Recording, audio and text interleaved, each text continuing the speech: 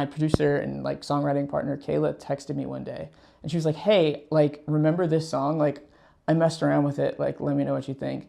And she added the like those big '80s toms and the orchestra hits at the end, and I was just like, "That's what it needed." Like, thanks, glad you remembered it existed. Yeah, this one was almost lost to the hard drive.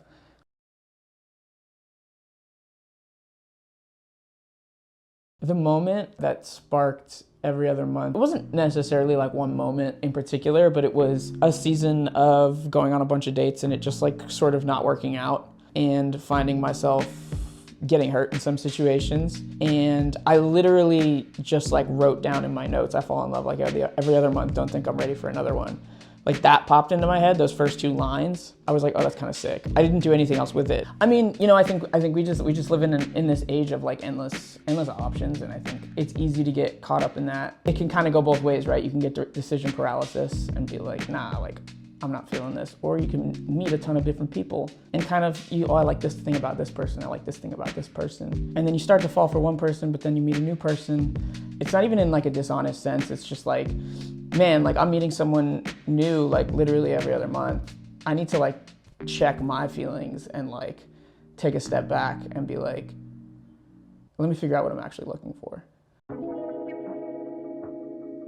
fall in love like every other month. Don't think I'm ready for another one.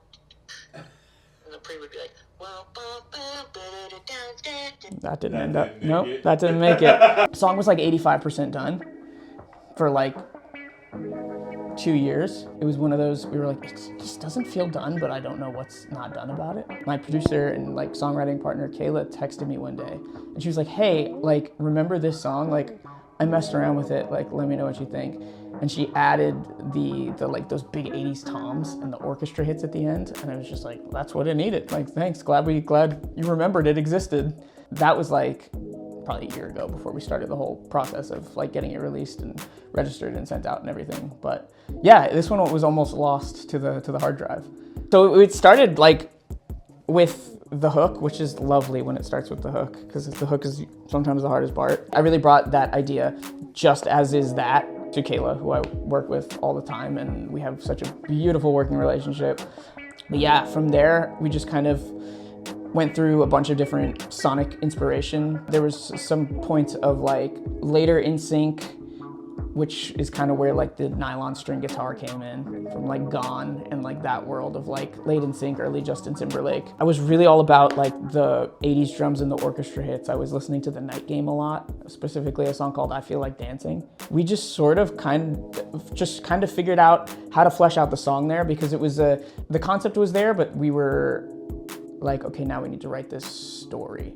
So I just really got on the guitar and we just started writing the song. And the thing that Kayla is really fantastic at is building a world around that. Finding those crazy drum samples and all the little sounds in there and the ear candy that makes the song fun to listen to is like, that's all her. And she is really also great at like just having me play the guitar and having me riff, just taking bits and pieces and placing them perfectly throughout the song, where I'm like, I really played that. I didn't play it there, but you got me, you got my number. So it really is a really great working relationship where we bring out the best in each other, and the song would not exist without her.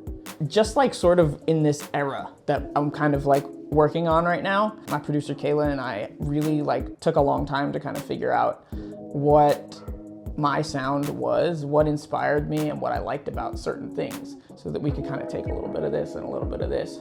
And we really landed on the music that I really loved as a kid, which was like In Sync and the Backstreet Boys. You know, just kind of dissecting the production, because that wasn't something I was doing as like a toddler. But but now it's something that I can go back and listen to and be like, all right, what were they doing here? And from there, kind of like, we kind of drew from like the early Justin Timberlake stuff as well, which kind of missed me. I was too young to get it when it came out.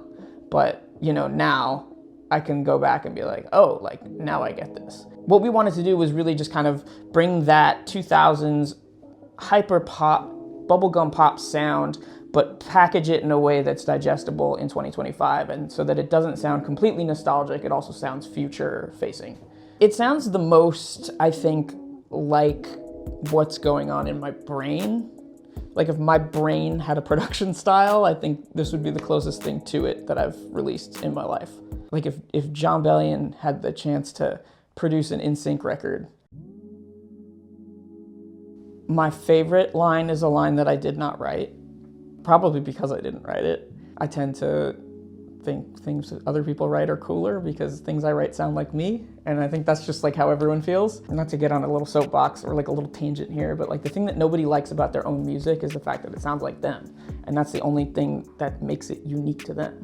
So we all need to chill out. But my favorite line in the song is, my head is permanently stuck over my heels, but I kind of like how it feels. I came into the session with I fall in love like every other month. Dun, dun, don't think I'm ready for another one. Dun, dun. And Kayla spat that out like so quick. I was like, are you kidding me? It's the coolest thing I've ever heard. So yeah, chorus was done pretty quick.